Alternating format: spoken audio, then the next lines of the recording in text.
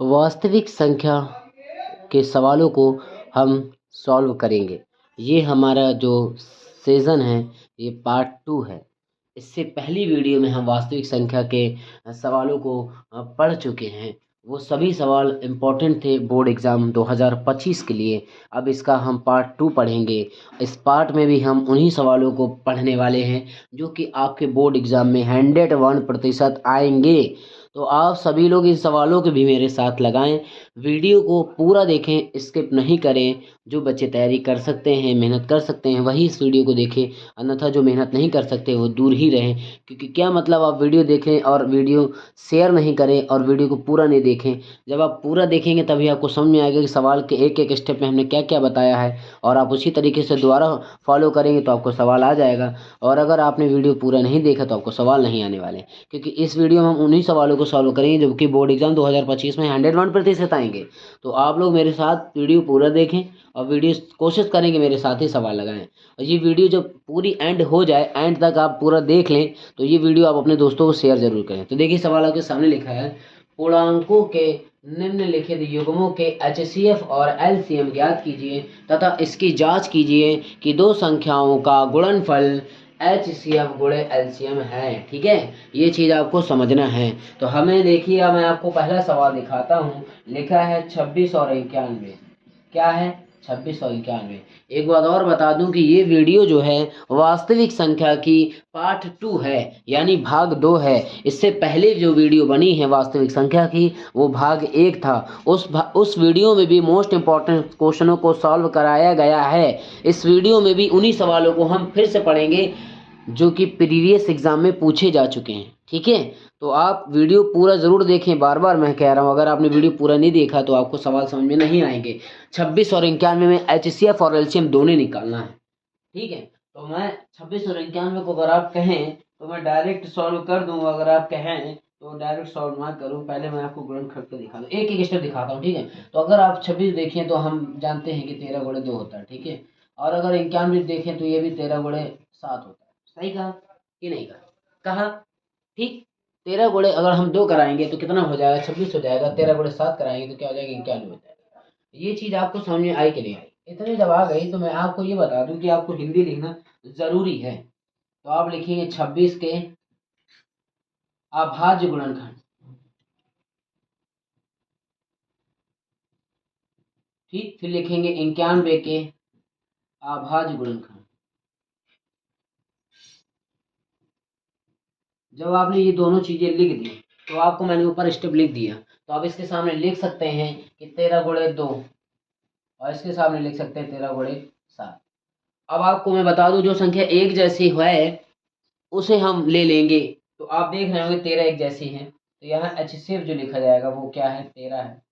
और LCM अब ज्ञात करने के लिए क्या करना पड़ता है? सबसे पहले तो जो दिख रही है एक जैसी उसे लिख लेंगे, और बाकी संख्या सेम बची उसे उतार। ठीक, बात समझ आई? और अगर आप इसे सीधा वर्जन में लिखेंगे तो कैसे लिखेंगे? लिखेंगे 2 गुणे 7 गुणे 13। अगर आप इस तरह सवाल लगाएंगे तो ही आपके अच्छे नंबर आएंगे। गुणा कराया तो क्या प्राप्त हुआ? 182।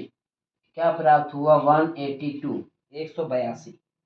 अब हमें क्या करना है? हमें HCF और LCM ज्ञात करना। ठीक है, याद रखिएगा, दोनों संख्याओं को गुणनफल, दोनों संख्याओं को गुणनफल। देखिएगा, ये देखा HCF और गुणे LCM कह रहा था। देखो पहले कह रहा था HCF और LCM ज्ञात करो, हमने HCF भी ज्ञात किया, LCM भी ज्ञात किया। उसके बाद ये कह रहा है कि सत्यता की जांच करने के लिए आपको LCM और HCF दोनों सवालों के गुणनखंड के सत्यता की जांच करना। तो हम HCF और LCM दोनों उठा, तो आपको मैं बता दूं कि HCF और LCM है क्या। ठीक है, तो HCF और LCM ये क्या है? दोनों संख्याओं के गुणनफल है। या आप लिख सकते हैं दो संख्याओं के गुणनफल। इसको रेस्ट कर, ठीक, दो संख्याओं के गुणनफल हैं। तो अब दो संख्याओं का गुणनफल यानी HCF गुणा LCM लिख लिया। अब HCF और LCM क्या है? ये देखो 26 और 91, 26 और 91। अब आप इसका गुणा करा लेंगे तो क्या प्राप्त हो जाएगा? गुणा कराइएगा और देखिएगा, इसका प्राप्त हो रहा है 33 और 66। शायद बात आप कंफर्म करके जरूर बताएं, क्या यही आपका आंसर आया? अब उसके बाद 70 की जांच करने के लिए फिर ये कह रहा है कि HCF और LCM, यानी अब हम देखिएगा ये आएगा इनको गुणा कराने पे। ठीक, यहाँ कर दूं, ठीक है। HCF और LCM, HCF कितना निकाला था 13 और LCM कितना निकाला था 182, 182। इसका आप गुणा कराएंगे तो पता है ये प्राप्त होगा सेम टू सेम। यही सवाल की क्वालिटी है, जो आपका HCF एलसीएम गुणा कराने प्राप्त होगा वही आपका सवाल इस सवाल में HCF और एलसीएम गुणा कराने प्राप्त होता, सेम आंसर आएगा। ठीक है सेम आंसर आएगा। ये देखिए ये आंसर आप देख सकते हैं और ये देख सकते हैं सेम है, तो हम यहाँ लिख सकते हैं क्या लिख सकते हैं, बायां पक्ष बराबर दायां पक्ष।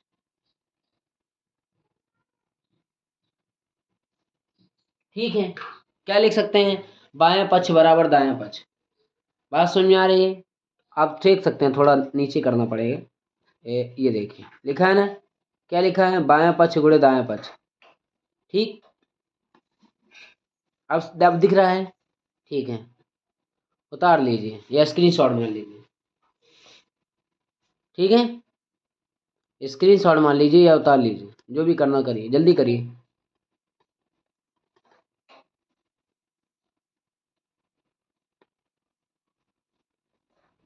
उतर गया?